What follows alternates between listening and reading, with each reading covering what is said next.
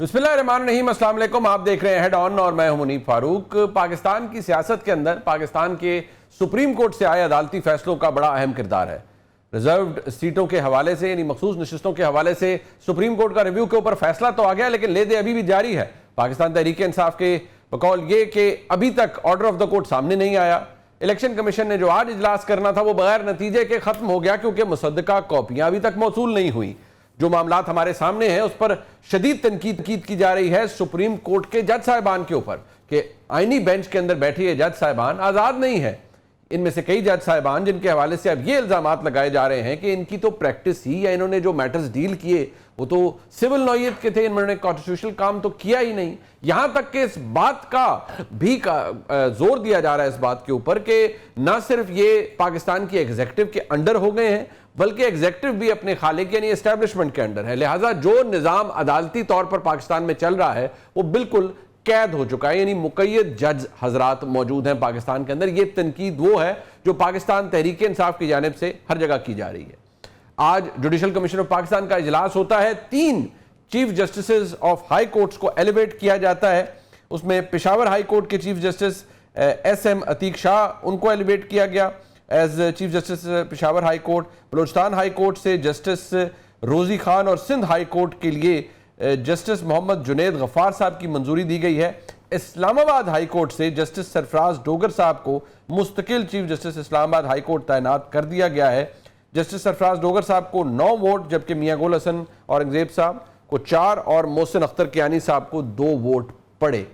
सरफराज डोगर साहब अब Islamabad high court के परमानेंट जज बन चुके हैं। इस अमल के ऊपर भी जो कि 26वीं आईनी तरमीम के बाद आया, बहुत लेदे हो रही है कि यहां तो कोई गुंजाइश ही नहीं है कि कोई जज इंडिपेंडेंटली उसको अदलिया जैसे पहले एलिवेट करती थी वो करे, और इल्ज़ाम फिर भी हुकूमत और एग्जीक्यूटिव के ऊपर है।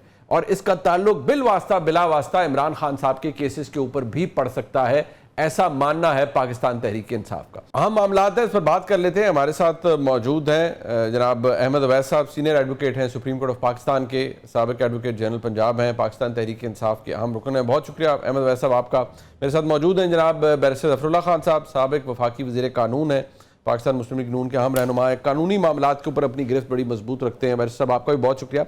अहमद अवैस साहब, हमारे सामने इस वक्त जो इक्वेशन है वो बड़ी, मैं इसलिए मेरी खुशकिस्मती है कि दोनों शख्सियात आप कानून पर अपनी गिरफ्त रखते हैं।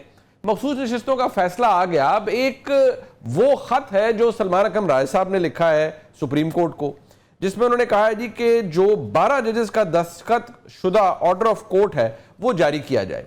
इलेक्शन कमीशन ने भी आज जो इजलास था वो बेनतीजा इसलिए ख़त्म हो गया क्योंकि उनके पास भी जो मुसद्दका कॉपी थी वो फैसले की मौसूल उन्हें नहीं हुई, अब तक मौजूद नहीं है। और अपेरेंटली कहा यह जा रहा है कि कोई क्राइसिस है सुप्रीम कोर्ट के अंदर कि जज साहिबान का अभी तक वो ऑर्डर शीट जारी नहीं हो सकी, बीट अ शॉर्ट ऑर्डर। क्या आपको लगता है कि अमल दरामद, वैसे तो पिछले साल 12 जुलाई 2024 को जो फैसला हुआ इलेक्शन कमीशन ने उस पर अमल दरामद नहीं किया, उसके अंदर बहुत से मसाइल को उन्होंने निशानदेही की, बार बार रेफर किया गया मामला, फिर सुप्रीम कोर्ट ने 2-3 दफ़ा उसकी वजाहतें दी और एक्सप्लेनेशंस दी कि कैसे करना है। अब ये मामला, क्या आपको लगता है कि इस पर भी ये रिव्यू के फैसलों के ऊपर अमल दरामद रुक जाएगा जब तक जजेस के दस्तखत नहीं होते 12 जजेस के? बिस्मिल्लाहिर्रहमानिर्रहीम। देखिए, जो हालात हमारे सामने हैं और जो 26वीं तरमीम के बाद एग्जीक्यूटिव जो है वो इतनी पावरफुल हो गई है और उसके साथ एस्टेब्लिशमेंट के पीछे उनको बैकिंग है, उसके बाद ये तवक्को रखना जो है तो it is too much expecting from the जजेस। क्योंकि अभी आपने देखा आज जुडिशल कमीशन का मीटिंग हुई है और उसमें फैसले भी उन्होंने कर लिए जी, अपॉइंटमेंट्स नए चीफ जस्टिस की इस्लामाबाद हाई कोर्ट के लिए और फिर पेशावर हाई कोर्ट के लिए और कोयटा बलोचिस्तान हाई कोर्ट के लिए, इसी तरह सिंध का भी गालिबन जी। तो सूरत हाल ये है कि ये इसमें तो शक नहीं है कि ज़मीर जो है वो जागता तो ज़रूर है, लेकिन वो बड़ी एक ताकतवर और एक बीच में फोर्स है, एक वेरी पावरफुल फोर्स जो उस ज़मीर की, कमज़ोर ज़मीर को अक्सर दबा देती है।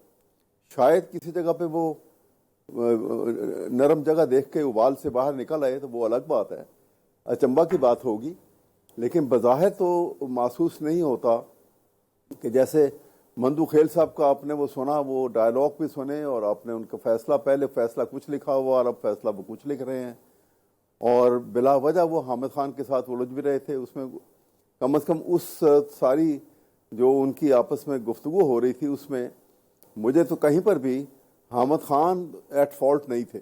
اچھا. اور بہت ساری باتوں میں ہوں گے کہیں پر، لیکن اس سپریم کورٹ کی پروسیڈنگ میں ہی واز ناٹ ایٹ فالٹ. اچھا بٹ سر یہ جو کس طرح سے ججز کا ایک وائلنٹ، جی جی جی آپ نے درست فرمایا، ایٹیٹیوڈ تھا، وہ آپ کو لگا کہ وہ بڑا ان ٹو ورڈ ہے. بٹ سر یہ جو اب فیصلہ ہمارے سامنے ہے، شارٹ آرڈر اناؤنس ہوا ہے، یہ میں آپ کے ایکسپیرینس سے پوچھ رہا ہوں کیونکہ آپ کا ایک بڑا وسیع ایکسپیرینس ہے سپریم کورٹ کا بھی، آپ رہنمائی ہماری اکثر فرماتے ہیں. یہ مختصر فیصلے کے آرڈر آف دی کورٹ میں صرف 10 ججز کے دستخط شامل ہیں، یہ راجہ صاحب نے کہا ہے.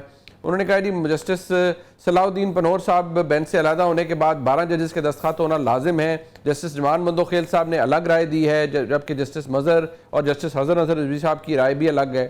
تمام جج صاحبان کے الگ الگ فیصلوں کی مصدقہ نقول فراہم کی جائیں. Do you see a problem ہے یا یہ ہو جائے گا، it is a matter of routine, وہ آ جائے گا آرڈر اب؟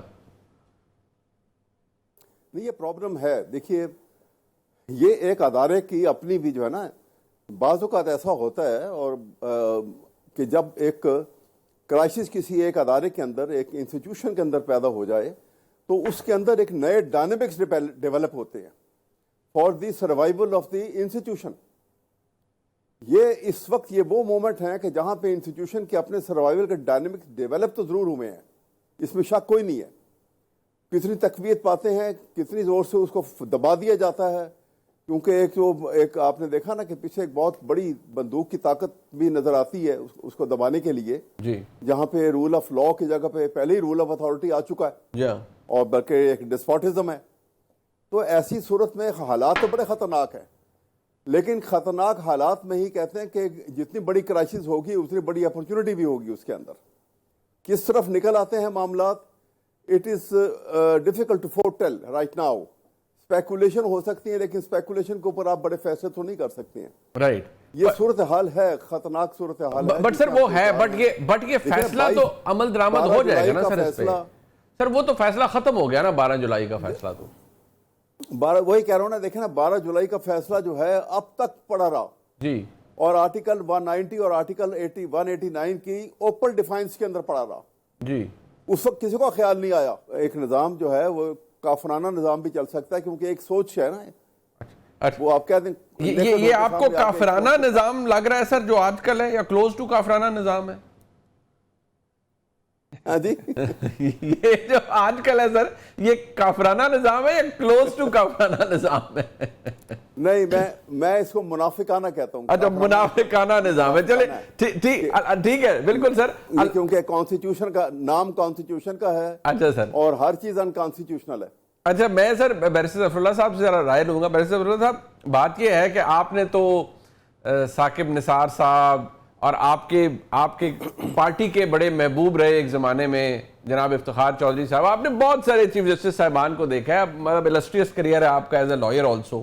سر مجھے ایک بات بتائیں، ابھی جو احمد اویس صاحب نے فرمایا ہے سر، وہ کہتے ہیں کہ یہ جو نظام ہے، چلے انہوں نے اسے کافرانہ نہیں کہا، شکریہ ہے ان کا، انہوں نے کہا منافقانہ نظام ہے. لبادہ آپ نے اڑا ہوا ہے آئین کا، اور بیچ میں آپ کام کر رہے ہیں سارے اپنی مرضی کے. آپ نے جج پیکنگ کر دی ہے، کورٹ پیکنگ جسے کہتے ہیں، ججز ٹھوس دیے ہیں، ایگزیکٹو انگریس کر دی ہے. ایک فیصلہ 12 جولائی 2024 کو آیا، پورا 10 مہینے اس پر امپلیمنٹیشن نہیں ہوا، اور اب یہ ریویو کا فیصلہ ہے. اور اپیرنٹلی پی ٹی آئی یہ کہہ رہی ہے کہ اس میں پھڈا ہے کہ جج صاحبان کے سائن نہیں ہے ابھی تک آرڈر کے اوپر. Thank you very much. تمہاری زلف میں آئی تو حسن کہلائی، وہ تیرگی جو میرے نام آئے سیاہ میں ہے. واہ. بات یہ ہے کہ ایک ہے اس فیصلے کی ٹیکنیکلٹی، جی، ایک ہے اس کی براڈر کنٹرول. ٹیکنیکلٹی یہ ہے کہ کتنے ججوں کے سائن ہیں، کتنوں کے ہونے چاہیے. میرے خیال میں 1-2 دن ہوئے ہیں فیصلے کو آئے ہوئے. آ جائے گا. ہمارا روز کا معاملہ عدالتوں میں، فیصلہ اناؤنس ہو جاتا ہے، پھر ہمیں چند دن کاپی نہیں ملتی، لکھنے میں ٹائم لگتا ہے. یہ تو روٹین کا میٹر ہے، اور جب تک یہ سامنے سائن ہو کے نہیں آتا کوئی رائے نہیں دے سکتے. میرے تو بعض اوقات فیصلے ایسے بھی ہوئے ہیں اسلام آباد ہائی کورٹ سے بھی، سپریم کورٹ سے بھی. مثلا ہمارے کیس میں بندیال صاحب نے کوئی 1 سال پونے 2 سال شاید پونے 3 سال ججمنٹ ریزرو رکھی تھی. اچھا جی. 4 میں نے درخواستیں دی تھیں. بہرحال بڑے ہوتے رہتے ہیں. ٹھیک. یہ تو 2-4 دن کا یا چند گھنٹوں کا مسئلہ یہ ہو جائے گا. تھوڑا سے لارجر پراسپیکٹو میں آ جائیں. دیکھیے آپ نے بالکل صحیح کہا.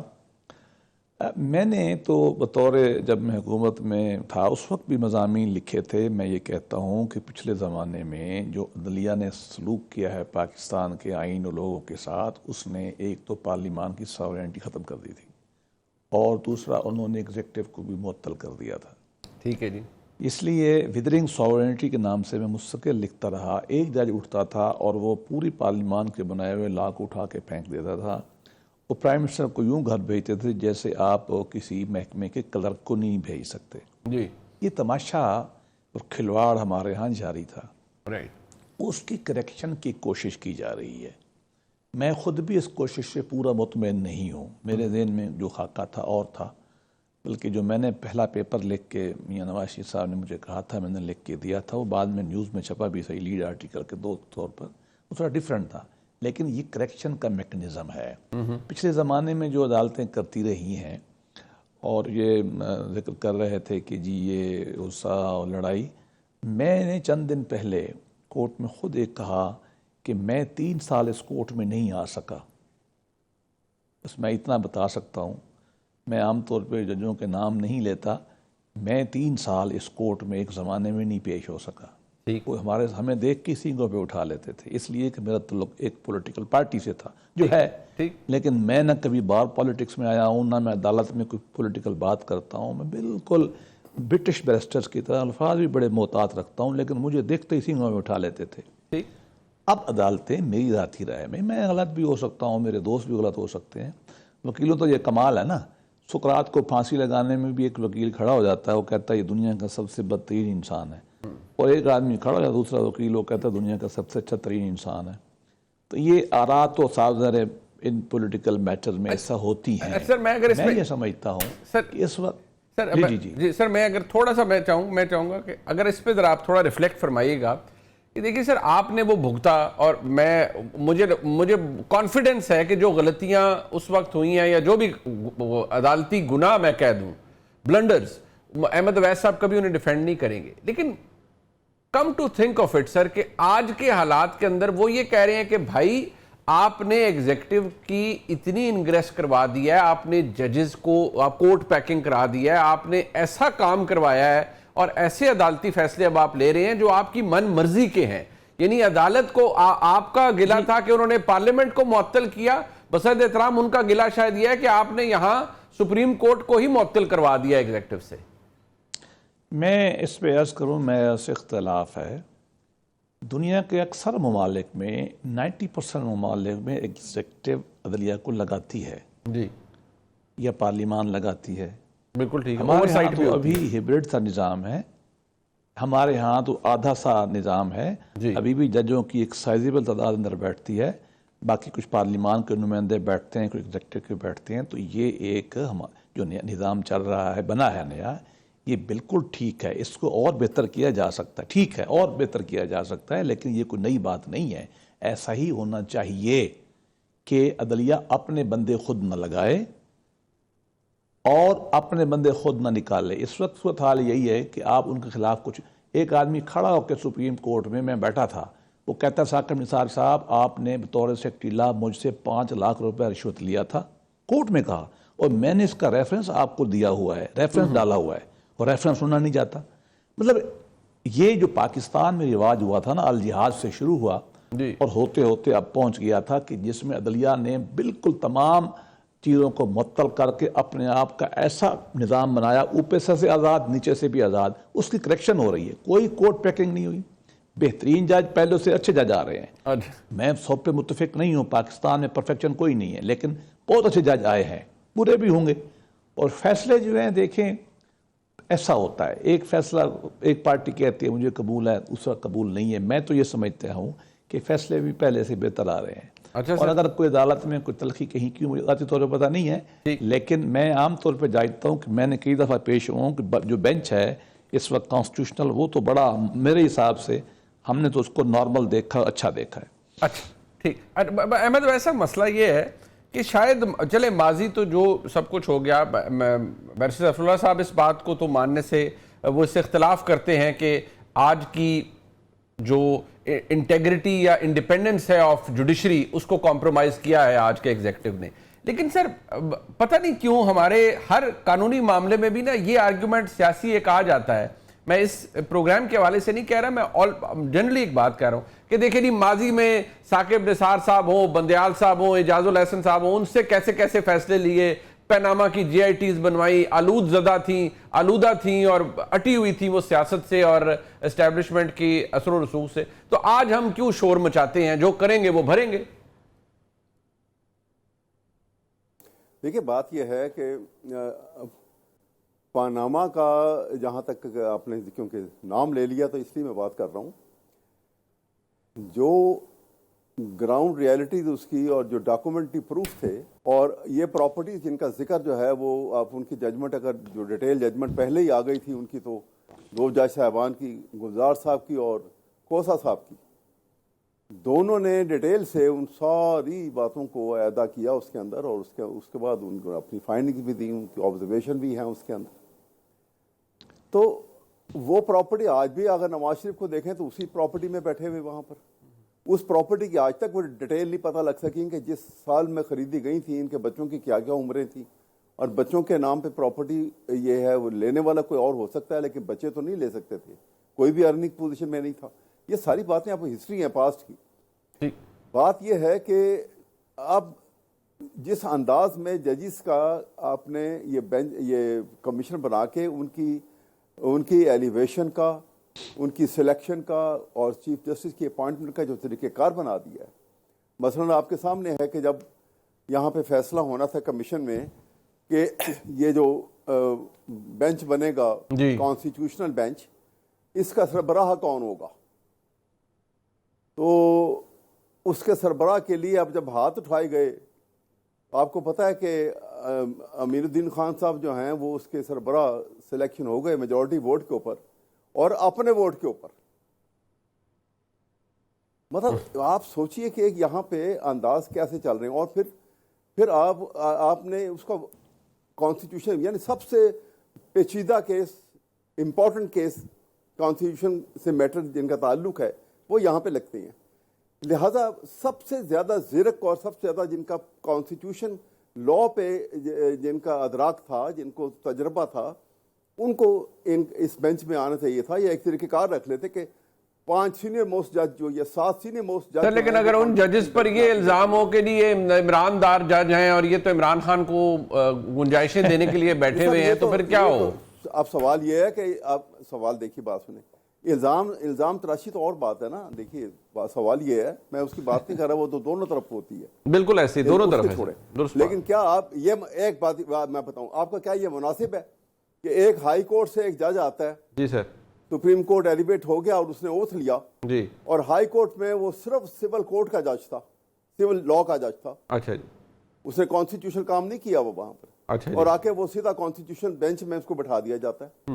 یہ تمام جتنے ایلیویٹ ہو کے نئے جج آئے ہیں، جی، وہ ایک دن بھی انہوں نے سپریم کورٹ میں ویسے کام نہیں کیا، وہ سیدھا آ کے کانسٹیٹیوشن بینچ میں بیٹھ کے آ کے، تو اور ان کی سلیکشن کیسے ہوتی ہے، میجورٹی کیسے قائم ہوتی ہے، اس کی مجھے ڈیٹیل بتانے کی ضرورت نہیں۔ مطلب یہ آپ کو لگتا ہے کہ یہ کنوینئنس کے لیے کیا گیا ہے کہ کسی جج کا بیک گراؤنڈ نہیں دیکھا گیا کہ اس نے، ٹھیک ہے، ٹھیک، کنوینئنس دو چیزیں دیکھیں گے، یہ ایک کنوینئنس کے لیے، ایک ان کی طاقت کو سلب کر لیا گیا ہے، ان کی اختیارات کو، کیونکہ اب یہ جج صاحبان جو ہیں یہ ڈائریکٹ اس وقت جوڈیشری سپیریئر جو ہے وہ direct under the thumb of the executive ہے، کوئی پوچھنے والا نہیں ہے، کوئی بولنے والا نہیں ہے، لہٰذا آپ ان کو، اور ایگزیکٹو آزاد ہے سر آپ کے نزدیک؟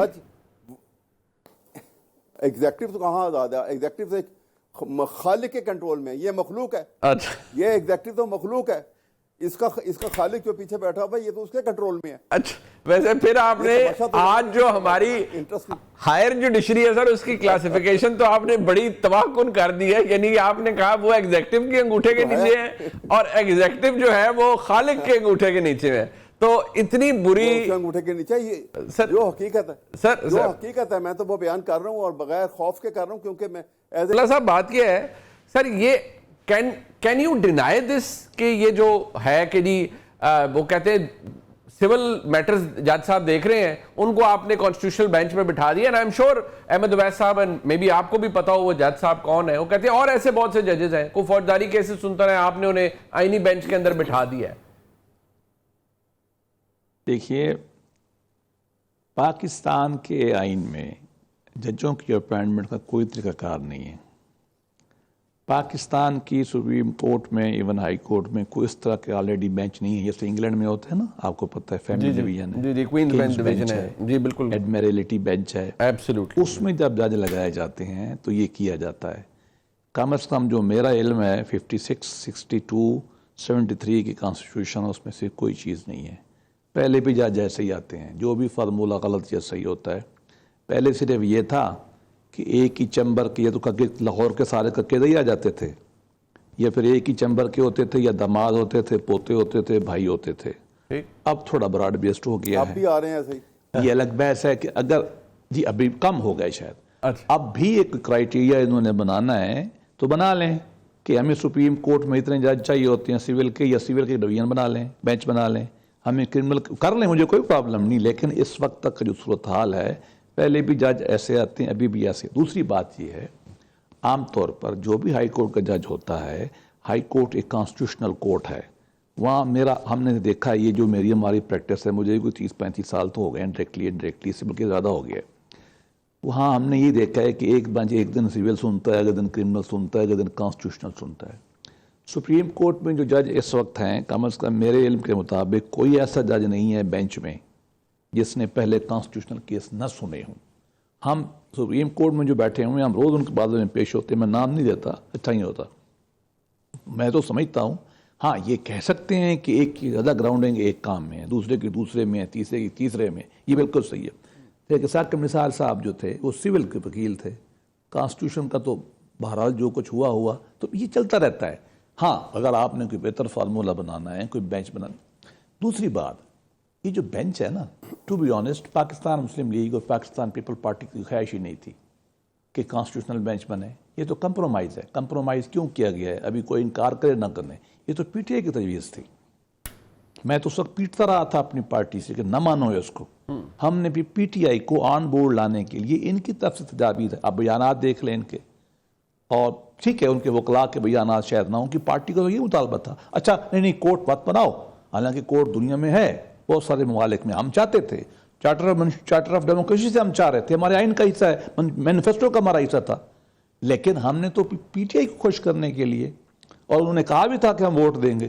وہ تو ہم سے بات کر کے گئے ادھر خان صاحب سے ملے تو مگر گئے. میں آج بھی کہتا ہوں کانسٹیٹیوشنل کورٹ بننی چاہیے. لیکن اگلی بات جب جج لگ جاتا ہے نا چاہے اس کو ایگزیکٹو لگائے چاہے جوڈیشل کمیشن لگائے یا پارلیمنٹ لگائے اوتھ ہونے کے بعد جج کو قانون اور انصاف کے مطابق فیصلہ کرنا ہے. چونکہ ایگزیکٹو اس کو نکال نہیں سکتی. وہ 209 آرٹیکل کے تحت ججز ہی نکالتے جو کبھی نہیں نکالتے. بٹ سر یہی تو مسئلہ ہے. بٹ سر مسئلہ یہ ہے کہ جو پورا آرگیومنٹ ہے احمد اویس صاحب کا وہ یہ ہے کہ آپ نے 26ویں آئینی ترمیم کی آپ نے ججز کے اندر ایگزیکٹو کی انگریس کروائی. ہوتا یہ ہے ابھی ریسنٹلی جو عمران خان صاحب کی وہ 8 مقدمات میں کٹھی ضمانتیں خارج ہوئیں وہ لاہور میں 9 مئی کے کیسز ہیں. اس کے بعد یہ تاثر زور پکڑا کہ دو سال بعد 2 ممبر بینچ لاہور ہائی کورٹ کا اکٹھی ساری ضمانتیں ریجیکٹ کر رہے ہیں اور ان میں سے کئی کیسز بقول پی ٹی آئی کے دوستوں کے قریب بڑے کمزور ہیں. کوئی بندہ جائے وقوع پہ نہیں ہے کچھ نہیں ہے ایویڈنس کے ایشوز ہیں اور یہ ضمانتیں ہیں جو کینسل ہو رہی ہیں. پھر یہاں پر جو آرگیومنٹ ہے سر سپریم کورٹ کے اندر وہ بھی یہ ہے کہ کیا کوئی دل پر ہاتھ رکھ کے یہ کہہ سکتا ہے کہ جی جج صاحبان بغیر دباؤ کے فیصلہ کر رہے ہیں یا یہاں کوئی ڈویژن نہیں ہے بالکل انڈیپینڈنٹلی اپنے کانشنس کے تحت فیصلے کر رہے ہیں. دیکھیے ایک ہے عمومی مسئلہ پاکستان کی تاریخ کا اور ایک یہ ہے کہ اس وقت کیا دونوں میں فرق ہے.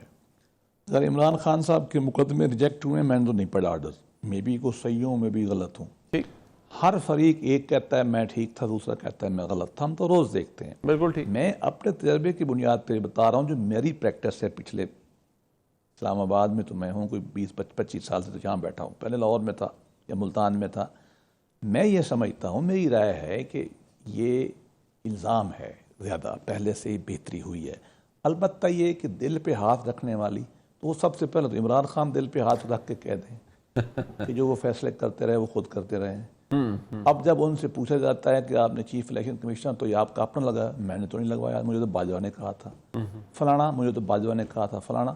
بھائی بات یہ ہے، ایک ہے ریئلٹی، میں اس کا انکار نہیں کروں گا کہ پاکستان میں پاور سٹرکچر میں جمہوریت ٹرانزیشن میں ہے، جمہوریت کمزور ہے. عملاً اس میں ابھی جو سیپریشن آف پاور کا کانسیپٹ ہے وہ طے نہیں ہوا. ریاست کے اداروں کے درمیان باہمی جو پاور ہے بھی پوری طے نہیں ہوئی. اس کو تو نہیں انکار کرنا چاہیے. جو کرے گا وہ آنکھیں بند کرے گا نا، ٹھیک ہے. اور ہم نے خود بھی ایگزیکٹو سے سفر کیا ہے، ایگزیکٹو کی برانچوں سے بھی سفر کیا ہے، تو ہم کیسے انکار کر سکتے ہیں. پیپل پارٹی ہمارے ساتھ پاور میں شریک ہے، انہوں نے بھی سفر کیا، زیادہ سفر کیا ہے. ان کا تو لاڈلا پن تھا، ابھی بھی جاری ہے. لیکن ایک ہے یہ کہ ہم تو اس وقت کمپیریٹو انالیسس میں بات کریں گے نا، پچھلے 10 سال میں کیا ہوا، ابھی کیا ہوا. اس میں تو میں کہتا ہوں پہلے سے یہ بہتر ہے. البتہ لانگا ٹرم میں آپ کہہ رہے ہیں تو میں شاید آپ دونوں سے سخت رائے رکھتا ہوں اور میں لکھتا رہتا ہوں اس مسئلے پر. لیکن ایک ایوولوشن کا پروسیس ہے، ٹرانزیشن کا پروسیس ہے. ہمارے پاس سر مارنے کا کوئی گنجائش نہیں. گنجائش نہیں ہے. 9 مئی اگر کامیاب ہو جاتا، انقلاب آ جاتا تو چلو شاید بدل جاتی. انقلاب بھی نہیں آیا، اس کو مانے بھی نہیں ہے. بہرحال ملک میں ایوولوشن ہونی ہے.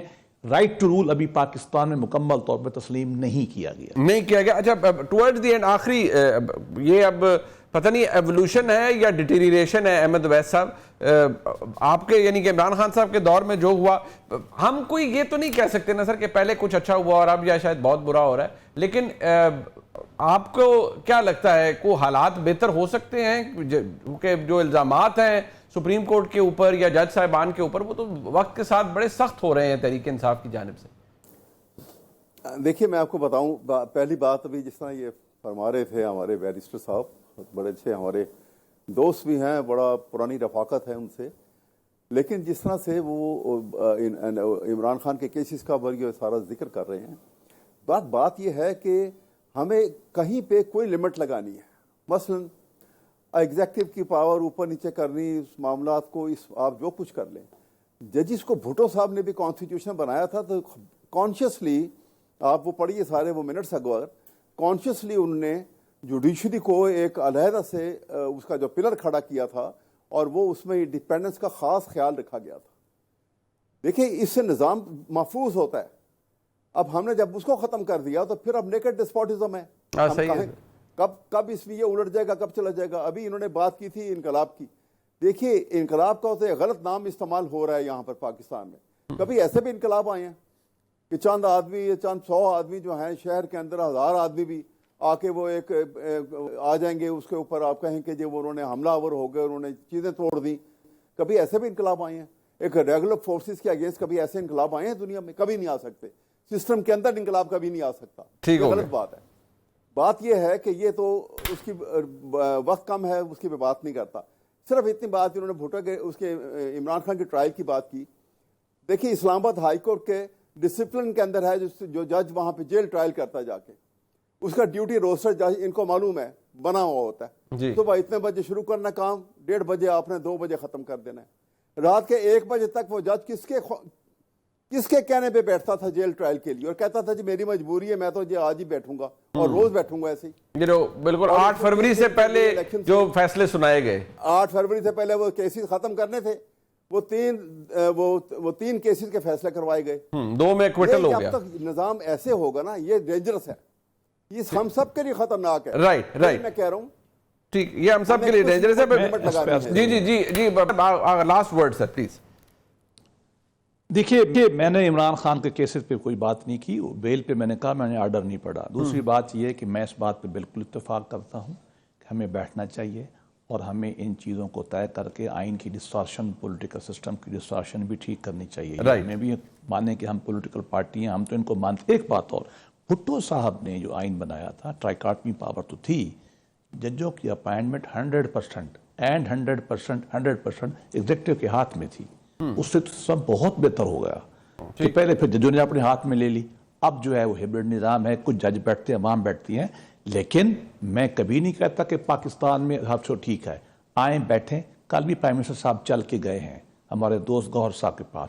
آئیں بیٹھیں اور پاکستان جیسے الیکشن ایکٹ میں ہم بیٹھے تھے، آئیں ہم بیٹھیں اور پاکستان کے نظام کو آگے لے کے چلیں.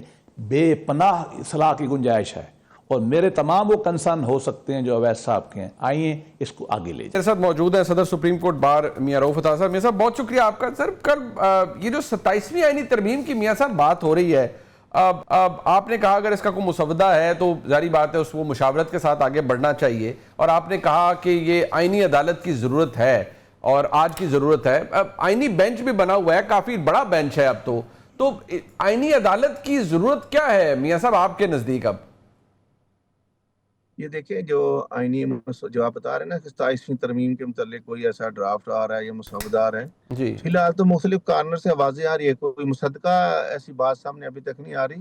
یہ اس کو ریومر سمجھ لیں یا کوئی ایسے کارنر سے صرف باتیں آ رہی. ہر کوئی آدمی یہ بات کر رہا ہے، لیکن جو مضبوط کارنر ہیں جہاں سے اس بات کی تصدیق ہونی، وہاں سے تصدیق نہیں ہو پا رہی. میرا خیال فی الحال تو یہ قیاس رائیوں کی طرف ہی معاملہ جا رہا ہے. ٹھیک. جہاں تک آئینی عدالت کا جو ہم نے کہا کہ کانسٹیٹیوشنل کورٹ ہونی چاہیے، یہ جب 26 ترمیم کا مشاورت کا عمل چل رہا تھا، اس وقت تمام سیاسی جماعتوں میں اتفاق تھا کہ کانسٹیٹیوشنل کورٹ ہونی چاہیے. لیکن اس وقت جو جے یو آئی اور تحریک انصاف، ان کا مطالبہ یہی تھا کہ نہیں، آئینی بینچ کا تشکیل دیا جائے تاکہ کوئی علیحدہ کورٹ نہ بنے. لیکن وہ آئینی بینچ تو بن گیا، لیکن اس کے جو اثرات ابھی تک ہیں وہ اس طریقے سے نہیں آئے جس طرح ہونے چاہیے تھے. تو اس وجہ سے تھوڑا شاید کوئی نئی ترمیم کی طرف بڑھنا پڑے ہمیں. یہ اس وقت جو آئینی بینچ کام کر رہا ہے سپریم کورٹ کے اندر، بہت زیادہ تنقید بھی کی جاتی ہے کہ جج صاحبان جن کو کوئی آئے ہیں، ایلیویٹ ہوئے ہیں سپریم کورٹ میں، کئی جج صاحبان ایسے ہیں جنہوں نے ہائی کورٹس کے اندر کانسٹیٹیوشنل میٹرز ڈیل ہی نہیں کیے، لیکن انہیں آئینی بینچ کے اندر رکھ دیا گیا ہے. بحیثیت سپریم کورٹ بار صدر میاں صاحب آپ کیسے رسپونڈ کریں گے اس کے اوپر کہ جو یہ تنقید اب obviously کئی تحریک انصاف کے کیمپس میں سے آ رہی ہے کہ یہ ایسے جج صاحبان ہیں جنہوں نے کانسٹیٹیوشنل میٹر سنے نہیں، انہیں آئینی بینچز کے اندر رکھا گیا ہے؟ نہیں، میرا خیال ایسی بات نہیں. آپ جو جتنے بھی جج کانسٹیٹیوشنل بینچ میں بیٹھے ہوئے، یہ سارے ایکسپیرینس جج ہیں. جس ہائی کورٹ سے آئے ہیں وہ ساری کانسٹیٹیوشنل کورٹ سے آئے ہیں. وہاں پر کسی کا 10 سال ایکسپیرینس ہے، کسی کا 8 سال ایکسپیرینس ہے، کسی کا 12 سال ایکسپیرینس ہے. کانسٹیٹیوشنل کام کرتے آئے ہیں وہاں پر. صرف بات یہ کہ اگر کسی کے فیور میں فیصلہ ہے تو وہ کہتا ہے یہ انہوں نے اچھا کام کیا ہے. جس کے فیور میں فیصلہ نہ آئے پھر وہ یہ یقیناً اعتراضات کرتے ہیں کہ ان کو کام نہیں آتا تھا، انہوں نے کانسٹیٹیوشنل کام نہیں کیا. یہ نہیں آیا، کوئی ایسی بات نہیں ہے. بھارت جتنے بھی جج ہیں سارے ایکسپیرینس جج ہیں. ان کو تو ہم پرسنلی بھی جانتے ہیں. سارے ان کے سامنے پچھلے 30 سال سے پیش ہوتے آ رہے ہیں مختلف عدالتوں میں، مختلف ہائی کورٹس کی عدالتوں میں. اکثر کو تو ہم جانتے ہیں ان کے. اچھا میاں صاحب یہ فرمائیے گا کہ ابھی یہ جو مخصوص نشستوں کا فیصلہ آیا ریویو کا، اس کے حوالے سے تحریک انصاف نے obviously ایک خط بھی لکھا ہے کہ وہ آرڈر آف دا کورٹ آئے 12 ججز کا، وہ ابھی تک نہیں آیا. الیکشن کمیشن نے بھی اپنا اجلاس آج بے نتیجہ اس لیے ختم کر دیا کہ مصدقہ کاپی نہیں آئی. کیا کوئی پرابلم ایگزسٹ کرتا ہے؟ کیونکہ تحریک انصاف کے کانٹیکس سے تو پرابلم ہے کہ جج صاحبان ایک ریکیوز کر گئے، 2 نے انیشلی ان کو ڈسمس کر دیا، تو وہ کورٹ آرڈر نہیں ابھی تک آیا اور there is a crisis in supreme court. آپ کی انفارمیشن ہے کہ ایسا کچھ ہے؟ دیکھیں شارٹ آرڈر تو آپ کے سامنے، اس میں جو کرکس جو اس میں ججمنٹ کیا وہ تو انہوں نے لکھ دیا وہاں پر. باقی جو اس کی ریزننگ ہے، جو فائنڈنگ ہے، وہ دینے میں خواہ خواہ ٹائم لگے گا. ہر جج اس مسودے کو پڑھے گا، سارا دیکھے گا اس ڈرافٹ کو، تاکہ کوئی ویل ریزن جو انہوں نے اپنا پوائنٹس ہیں ان کو الیبوریٹلی ڈسکس کریں. ان کے جو پوائنٹ فار ڈیٹرمنیشن انہوں نے کیے ہوئیں گے ان کو ڈیٹرمن کرنے کے لیے فائنڈنگ دینا ضروری ہے. وہ دی ہوئیں گی ساری انہوں نے، یقیناً اس کو کمپائل کر رہے ہوں گے اس ججمنٹ کو. جہاں تک آپ کا یہ کہنا ہے کہ وہ 2 رکنی جو جج ہیں جنہوں نے شروع سے اس کو ڈسمس کیا تھا، وہ اپنا اختلافی ڈائسینٹنگ نوٹ ساتھ لکھ سکتے ہیں، اس میں لکھنے میں کوئی حرج نہیں ہے. اچھا یہ جو میاں صاحب ایک ایک بہت سخت تنقید یہ ہے کہ کورٹ پیکنگ کی گئی ہے 26ویں آئینی ترمیم کے بعد. جج صاحبان بہت زیادہ دباؤ میں ہیں, ان کے پاس انڈیپینڈنس نہیں ہے. ابھی جس طرح سے ہائی کورٹس کے اندر ججز کی سینیورٹی ڈٹرمن کی گئی ہے, وہ بھی جو اعتراض ہے وہ یہ کہ بزور بازو کی گئی ہے اور طاقت کے زور پر کی گئی ہے. آج ہائی کورٹس کے اندر ججز ایلیویٹ کیے گئے ہیں, وہ بھی جس طریقے سے, ظاہری بات ہے کانسٹیٹیوشنل میکنزم تھا 26ویں آئینی ترمیم کا, اس کے بعد ہی جو کچھ ہوا ہے, تو عدلیہ کی آزادی بڑی ہیویلی کمپرومائز ہوئی ہے. آپ کی ایک بڑا کریئر بھی ہے ایز اے لائر بھی, آپ کے نزدیک کیا آج کی عدلیہ انڈیپینڈنٹ ہے ایگزیکٹو سے اور اس کے اندر مداخلت نہیں ہے ایگزیکٹو کی یا اور عناصر کی؟ یہ دیکھیں منیف فاروق صاحب ماشاءاللہ ابھی تجربہ کار ہیں. 1947 سے لے کے جو آج عدلیہ موجود ہے, جب جسٹس تمیز الدین کا کیس آیا, مولوی تمیز الدین والا کیس جب آیا تھا, کیا اس ٹائم 26 ترمیم موجود تھی؟ اس کے بعد مختلف فیزر میں مختلف فیصلہ جات آتے رہے. اس وقت تو 26 ترمیم موجود نہیں تھی. آج بھی 26 ترمیم جو آئی ہے, میرے نزدیک تو اس میں کوئی عدلیہ کی آزادی زیادہ محفوظ ہوئی ہے. اس میں مشاورت کا عمل زیادہ اس میں وسیع کیا گیا ہے. صرف اس کو یہ کہنا ہے کہ جو اس میں ایگزیکٹو کا رول نہیں دیا, یہ پارلیمنٹ کے جو ممبران ہیں ان کو رول دیا ہے. دنیا میں بھی پارلیمنٹ جو ہے ججز کی تعیناتی میں اپنا کردار ادا کرتی ہیں. وہاں باقاعدہ جو ایوان بالا ہے یا ان کے ایوان زیری, وہاں سے ان کو نمائندگی دی جاتی ہے جب ججز کی تعیناتیاں ہوتی ہیں. باقاعدہ بعض ممالک میں تو پارلیمنٹ میں زیر بحث لایا جاتا ہے اس کو. یہ مشاورت کا عمل وسیع ہوا اس میں, اور پہلی دفعہ ہوا ہے 26 ترمیم کی بدولت. عام جو دور دراز علاقے ہیں وہاں سے لوگوں کا وکلا کا چناؤ ہوا ہے. اور آپ دیکھتے ہیں کہ سندھ سے دیکھ لیں کہ وہ لاڑکانہ سے لیے گئے ہیں, اس میں سکھر سے لیے گئے ہیں, حیدرآباد سے لیے گئے ہیں, خیرپور سے لیے گئے ہیں, میرپور خاص سے کدھر سے لیے گئے ہیں. اسی طرح بلوچستان میں انہوں نے پیشین سے لیے ہیں, چاغی سے جج لیا ہے, اسی طرح کلا سے لیا گیا ہے. پہلی دفعہ تو ریموٹ ایریا سے آیا. وکلا تحریک جب موجود تھی اس کے بعد تو مخصوص چیمبروں سے لوگ لیے جاتے تھے. پہلی دفعہ تو یہ بات ہوئی ہے کہ عام جو وکیل ہے اس کی بھی سنوائی ہوئی ہے, اس کو بھی میرٹ پہ تعیناتیاں ہوئی ہیں. اگر کسی مسئلے پہ کوئی 1 2 4 اگر اس طرح کے لوگ آئے بھی ہیں تو اس کی تو بار بھی اس کی مذمت کرے گی. لیکن میرے نزدیک کورٹ پیکنگ نہیں ہوئی, بلکہ کورٹ احسن طریقے سے کام سر انجام دے رہی ہے. یہ دباؤ کا جو عمل ہے, اگر کوئی جج دباؤ قبول کرتا ہے, میرے نزدیک وہ جج نہیں ہے, پھر اس کو ریزائن کرنا چاہیے. وہ اللہ کے سامنے جواب دے, اس کو انصاف کرنا ہوگا اپنے اس منصب کے ساتھ. ٹھیک, بہت شکریہ میاں رؤف عطا صاحب ہمارے ساتھ تھے, صدر سپریم کورٹ بار. پروگرام آپ نے دیکھا جی, اس کا فیڈ بیک ہمیں ضرور دیجیے گا دیکھنے کا. بہت شکریہ. خدا حافظ.